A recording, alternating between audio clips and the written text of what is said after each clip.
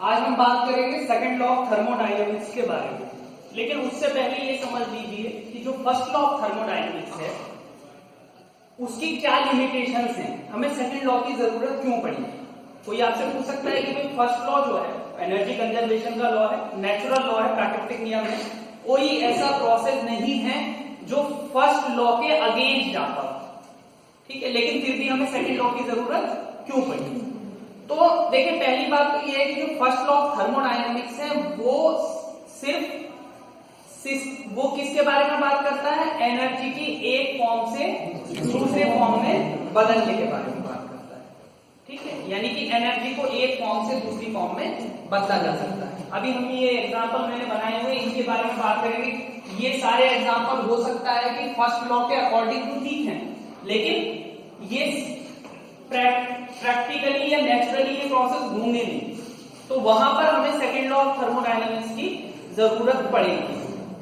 Okay, तो पहला क्या है, फर्स्ट लॉ क्या बात करता है, सिर्फ एनर्जी की एक फॉर्म से दूसरी फॉर्म में कन्वर्ट होने। दूसरी बात क्या है, फर्स्ट लॉ एनर्जी की क्वांटिटी की बात करता है, यानी ऊर्जा की कितनी क्वांटिटी है, उसकी क्वालिटी के बारे में कोई बात नहीं करता। आपको एनर्जी की क्वालिटी के बारे में वहां पर कोई एनालिसिस नहीं करनी है। तीसरी चीज ये है कि जो फर्स्ट लॉ है वो ये नहीं बताता कि ये प्रोसेस हो सकता है या नहीं हो सकता है। फर्स्ट लॉ के हिसाब से अभी आप देखिए, मैंने ये कुछ एग्जांपल्स बनाए हुए हैं। पहला एग्जांपल है कि एक कप में या एक मग में चाय रखी हुई, गर्म चाय, तो ये गर्म चाय थोड़ी देर बाद क्या होगी, ठंडी हो जाएगी। तो according to the first law जो हीट एनर्जी चाय से बाहर निकली है उतनी हीट एनर्जी कहां चली गई है, बाहर रूम में, इस रूम में जिसमें चाय रखी है, ठीक है। तो अभी एनर्जी क्या है, एक फॉर्म से दूसरी फॉर्म में बदल गई है, यानी कि चाय के अंदर जो हीट एनर्जी थी वो हीट एनर्जी कहां चली गई, रूम की एयर के अंदर। यानी कि heat given by this hot tea will be equal to the heat gain by the air of room. यानी कि इस चाय के मग द्वारा दी गई ऊष्मा किसके बराबर होगी, जितनी रूम की एयर को ये ऊष्मा मिली है। अब अगर ऐसा हम चाहें कि ये चाय ठंडी हो गई है, अब ये चाय ठंडी इस रूम में वापस रख दी जाए और आपसे हम ये कहें कि थोड़ी देर बाद जितनी ऊष्मा इसने दी थी रूम में उतनी ऊष्मा वापस ये ले ले और चाय वापस गर्म हो जाए और ये रूम वापस वैसी पोजीशन में आ जाए जैसे ये था, तो क्या ऐसा पॉसिबल है? अपने आप चाय गर्म नहीं हो सकती। लेकिन फर्स्ट लॉ तो कहता है ऐसा हो सकता है। क्यों? क्योंकि फर्स्ट लॉ के हिसाब से क्या है, जितनी हीट चाय ने दी थी रूम को उतनी हीट तो हम वापस ले रहे हैं, उतनी हीट ले रहे हैं ना वापस। लेकिन आप कह रहे हो ऐसा नहीं हो सकता और ऐसा होगा भी नहीं।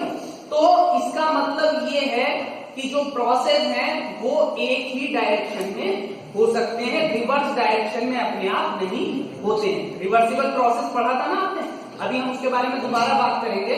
तो पहला एग्जांपल आप समझ गए, दूसरा एग्जांपल से और समझिए। मान लीजिए ये कोई टैंक है और इसमें ये वाटर फिल है और इसके अंदर ये पैडल व्हील लगा हुआ है, एक पहिया लगा हुआ है जो घूमता है और इस पे एक वेट रखा हुआ है डब्ल्यू। अब ये वेट जब नीचे की तरफ जाएगा तो ये रोटेट करेगा। इस रोटेट करने की वजह से इस जो लिक्विड है इसके अंदर जो है डिस्टर्बेंस या टर्बुलेंस होगी, उसकी वजह से इसका टेम्परेचर बढ़ जाएगा, यानी इसको हम टेम्परेचर इसका बढ़ जाएगा, यानी इसमें हम एक तरह से वर्क सप्लाई करेंगे तो इसमें जो टेम्परेचर है वो इंक्रीज हो जाएगा, ठीक है। अब अगर मैं इसका रिवर्स आपको करने को कहूं कि क्या ऐसा पॉसिबल है कि हम इसको हीट दें, जितनी हीट इसमें पहले इंक्रीज हुई थी और अब दोबारा से हीट दें और ये पहिया अपने आप घूमने लगे, हो जाएगा ऐसा? नहीं होगा ना। तीसरा एग्जांपल ये है कि ये वायर है, इलेक्ट्रिक वायर, जब इलेक्ट्रिसिटी फ्लो करती है तो उससे हीट भी निकलती है ना। जैसे आपने बल्ब देखा होगा तो बल्ब जब जलता है तो उसकी वजह से हीट भी निकलती है। तो इलेक्ट्रिसिटी तो हीट में कन्वर्ट हो रही है ना। तो इलेक्ट्रिसिटी क्या है, एक तरह की वर्क की फॉर्म है, इलेक्ट्रिक वर्क की फॉर्म है। क्या ऐसा पॉसिबल है कि हम इसको हीट ट्रांसफर करें और ये अपने आप इलेक्ट्रिसिटी प्रोड्यूस करने लगे? नहीं करेगा ना। तो इसका मतलब क्या है कि जो प्रोसेस है वो नेचुरल प्रोसेस जो है, नेचुरल का मतलब या स्पॉन्टेनियस कैसे, स्पॉन्टेनियस का मतलब होता है जो अपने आप अचानक हो जाए, उसको क्या बोलते हैं, स्पॉन्टेनियस। तो स्पॉन्टेनियस प्रोसेस जो है वो एक डायरेक्शन में ही होते हैं, उनको रिवर्स डायरेक्शन में नहीं किया जा सकता, अपने आप नहीं हो सकते। इसलिए जो रिवर्सिबल प्रोसेस हैं उनकी डेफिनेशन क्या है? रिवर्सिबल प्रोसेस वह प्रोसेस है जिसमें सिस्टम के साथ साथ सराउंडिंग भी ओरिजिनल पोजीशन में आ जाए। ठीक है, जैसे कि हमने ये एग्जांपल लिया था कि ये जो चाय है जब ये पहले गर्म थी फिर ये ठंडी हो गई। अब अगर हम ये चाहें कि ये अपने आप वापस गर्म हो जाए तो ऐसा नहीं होगा, उसके लिए आपको दोबारा से हीट देनी पड़ेगी। अब आपने इसको दोबारा हीट दे दी तो इसका टेम्परेचर तो वापस उतना ही हो गया जितना पहले था, लेकिन आपकी सराउंडिंग वापस ओरिजिनल पोजीशन में नहीं आएगी, क्योंकि जो हीट सराउंडिंग में चली गई आप उसको वापस निकाल नहीं सकते। तो इसका मतलब प्रोसेस कैसा है? इरिवर्सिबल है। समझना एक बात? तो ये तीनों प्रोसेस क्या है ये बताते हैं कि भाई फर्स्ट लॉ से काम नहीं चलेगा। फर्स्ट लॉ के हिसाब से तो सब कुछ ठीक है, भाई आपकी चाय ठंडी हो गई, थोड़ी देर बाद आपने जितनी एनर्जी या जितनी ऊष्मा चाय से निकली थी उतनी ऊष्मा वापस चाय को दे दी और चाय गर्म हो गई। ये फर्स्ट लॉ के हिसाब से ठीक है। ठीक है, ऐसे ही फर्स्ट लॉ के हिसाब से जितनी इस तार ने, इस वायर ने हीट निकाली थी बाहर उतनी हीट हम वापस दे रहे हैं, लेकिन ये अब इलेक्ट्रिसिटी तो नहीं पैदा कर रहा ना।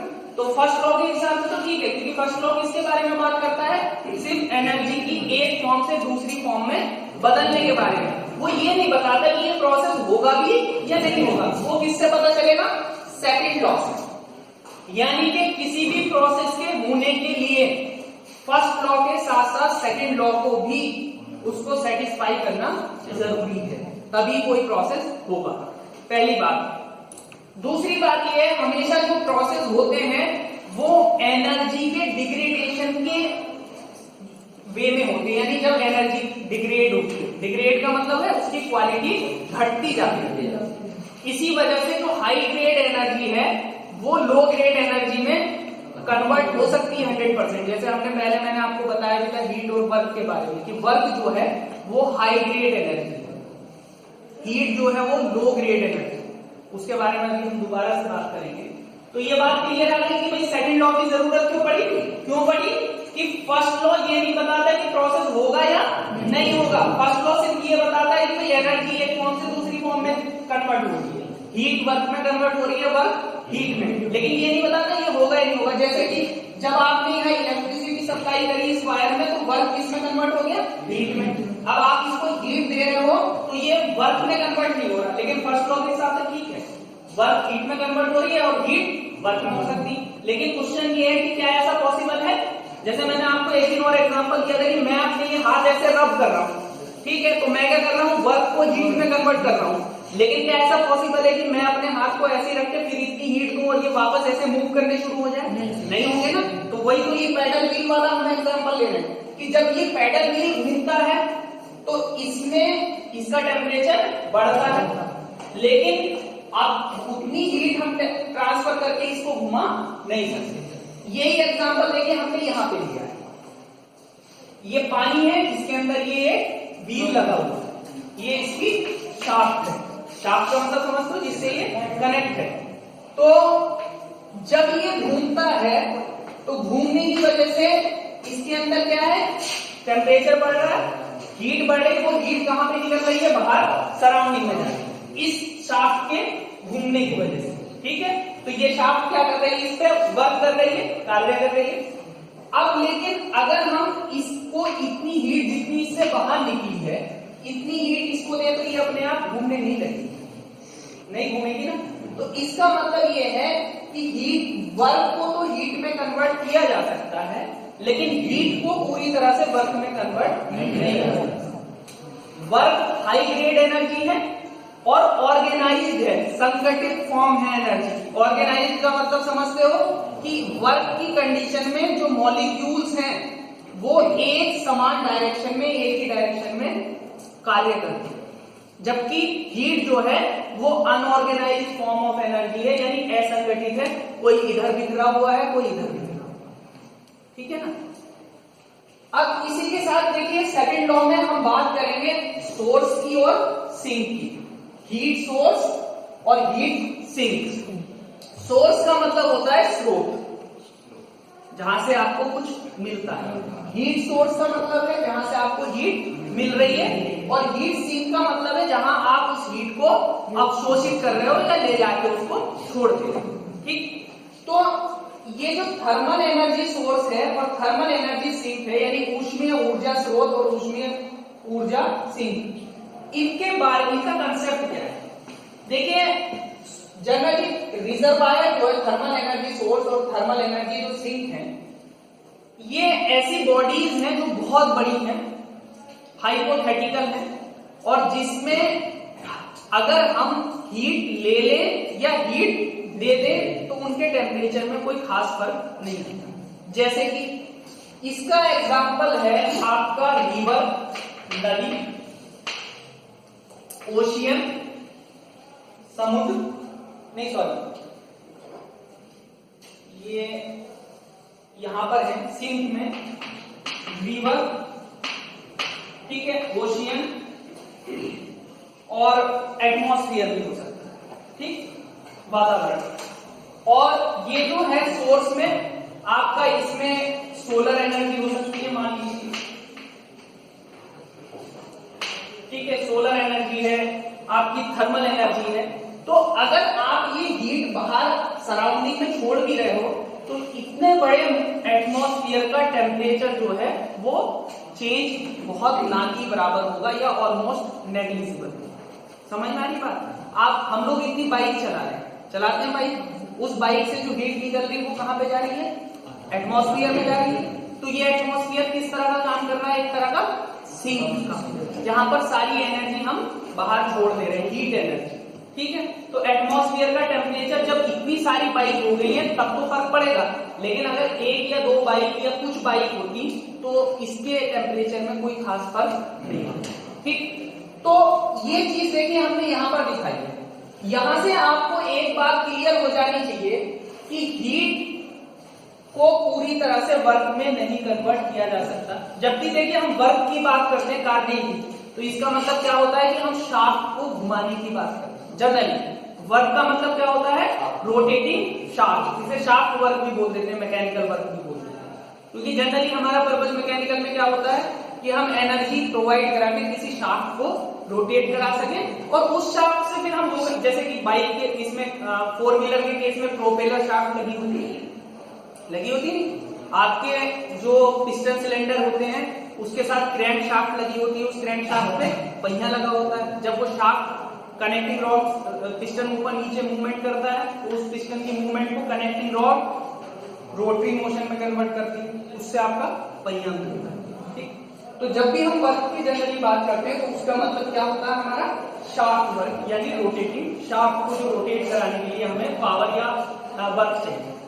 अब इसलिए यहां से ये कंक्लूजन निकलता है कि मान लीजिए ये कोई हाई टेम्परेचर सोर्स है, हाई टेम्परेचर सोर्स है, इसका जो टेम्परेचर है वो TH है, ओके, और यहां से कितनी हीट निकल रही है? Q in, यानी इनपुट दे रहे हैं हम, ये हीट इंजन, ठीक। हीट इंजन का मतलब होता है कि जो हीट को वर्क में कन्वर्ट कर सकते हैं, जनरली हीट एनर्जी को मैकेनिकल एनर्जी में कन्वर्ट। वैसे हीट इंजन की और भी डेफिनेशन हो सकती है, लेकिन यहां हम जनरली जो बात कर रहे हैं वो ये है कि ये हीट को वर्क में कन्वर्ट कर रहा है। तो देखिए यहां से जो ये हीट आ रही है Q in, ये इंजन में जा रही है, ये पूरी की पूरी हीट इस वर्क में कन्वर्ट नहीं होगी। यही तो अभी हमने बात की है, यानी कि जो हीट है वो पूरी की पूरी वर्क में कन्वर्ट नहीं होगी, उसका कुछ पार्ट हमें बाहर एटमॉस्फेयर में छोड़ना पड़ेगा, जिसका कोई यूज हम नहीं कर सकते। यानी ये वाली जो हीट है ये क्या है? वेस्ट है। इसका टेम्परेचर लो टेम्परेचर है, TL मान सकते हैं। यानी कि आप यहां से ये कंक्लूजन निकाल सकते हैं कि जो नेट वर्क डन होगा W नेट, वो होगा Q in minus Q out. समझ आया? यानी कि अगर फॉर एग्जांपल यहां से आपने हीट दी 100 किलो जूल, इस 100 किलो जूल में से आपको वर्क मिला कुल 40 किलो जूल, तो इसका मतलब 60 किलो जूल आपकी हीट जो है वो बाहर वेस्ट चली जाएगी। आपको पता है जो आपका पेट्रोल इंजन है, जनरली अगर पेट्रोल में से जो एनर्जी निकल रही है 100% निकल रही है, उस 100% में से अप्रोक्सीमेट सिर्फ 30% ही गाड़ी को चलाने में इस्तेमाल होती है, बाकी एनर्जी वेस्ट हो जाती है। बहुत सारी एनर्जी हीट की फॉर्म में साइलेंसर से निकलती है, जो गैसेस बाहर निकलती है, तभी तो साइलेंसर गर्म हो जाता है। बहुत सारी हीट एनर्जी जो इंजन को ठंडा करने में चली जाती है। आपको एक्चुअल में जो मिलती है वो 30% के अराउंड या 35% के अराउंड ही मिलती है। तो ये सेकंड लॉ ये बताता है। इसी पे आपका केल्विन प्लांक का जो स्टेटमेंट है वो बेस है। केल्विन प्लांक का स्टेटमेंट क्या है कि कोई भी ऐसी मशीन या ऐसा इंजन बनाना इम्पॉसिबल है जो किसी साइकिल पे वर्क करता हो और जिसमें पूरी हीट को वर्क में कन्वर्ट किया जा सके, यानी जितनी आप हीट दो उतना ही आपको वर्क मिलेगा। या आप ये भी कह सकते हो कि 100% इफिशिएंट इंजन बनाना इम्पॉसिबल है। देखिए इसकी अगर इस इंजन की इफिशियंसी हमें कैलकुलेट करनी हो तो कैसे करेंगे? इफिशियंसी का फॉर्मूला होता है, मैंने आपको एक दिन और बताया था, जनरली होता है आउटपुट अपॉन इनपुट। और यहाँ आउटपुट क्या मिल रहा है हमें? वर्क। और इनपुट क्या मिल रहा है? इनपुट हम क्या दे रहे हैं? हीट। ठीक, अब ये नेट वर्क डन का फॉर्मूला क्या है? Q in minus Q out. इसकी जगह हमने लिख लिया Q in minus Q out upon Q in। अगर आप यहां से इफिशियंसी देखो तो ये कितना था? 100 माइनस 60 अपॉन 100, यानी कि 0.4, यानी कि 40% ही इसकी इफिशियंसी होगी। 100% कब होगी इफिशियंसी इस इंजन की? इस इंजन की 100% इफिशियंसी होने के लिए क्या कंडीशन है? क्या कंडीशन है? कोई आपसे ये कहे, आप इंजीनियरिंग के स्टूडेंट हैं, कि भाई ये इंजन 100% भी तो हो सकता है। 100% कंडीशन होने के लिए क्या है कि ये Q आउट जो है 0 होना चाहिए। ये 0 होगा तभी तो 100% आ जाएगा, नहीं आ जाएगा। लेकिन केल्विन का कहना यह है कि ऐसा इंजन बनाना इम्पॉसिबल है, आपको कुछ ना कुछ हीट वातावरण में या सराउंडिंग में छोड़नी ही पड़ेगी। ऐसा इम्पॉसिबल है कि आप पूरी की पूरी हीट को वर्क में कन्वर्ट कर सके। अगर ऐसा हो जाता तो आप समझ लो फिर क्या होता, आपकी बाइक जो है उसका माइलेज इतना और पावर इतनी बढ़ जाती है कि जो अब है उससे कई गुना बढ़ जाता है। ठीक है ना? अभी क्या है, उसका बहुत सारा जो एनर्जी, जो हीट एनर्जी है, उसका बहुत सारा पार्ट जो है हम बेकार छोड़ दे रहे हैं, उसका कोई यूज नहीं कर पा रहे। तो केल्विन ने यही कहा है, यानी कि कोई भी 100% इफिशिएंट इंजन नहीं बनाया जा सकता। बात समझ में आ रही है? कुछ ना कुछ पार्ट, ये जो हीट बाहर निकल रही है, इसकी फॉर्म में सराउंडिंग में देना पड़ेगा। तो सेकंड लॉ का एक एप्लीकेशन ये भी है कि वो ये बताता है कि कोई भी मशीन, चाहे वो इंजन हो, चाहे वो रेफ्रिजरेटर हो, चाहे वो पावर प्लांट हो, कि वो कितने मैक्सिमम इफिशिएंट आपको वर्क दे सकता है, या कितनी उसकी इफिशियंसी मैक्सिमम हो सकती है। 100% नहीं होगी, 100 तो होगी ही नहीं। अब कितनी हो सकती है 100 से नीचे, वो कौन बताता है? Second law. वो कार्नोट साइकिल आप लोग पढ़ेंगे कि कार्नोट ने थ्योरम दी थी कि भाई मैक्सिमम इफिशियंसी हीट इंजन की कितनी हो सकती है, जो कार्नोट साइकिल पर वर्क करता है। तो आप समझ गए होंगे कि फर्स्ट लॉ की क्या लिमिटेशन है, सेकंड लॉ की हमें जरूरत क्यों पड़ी, और सेकंड लॉ हम कैसे अप्लाई करें। Thank you.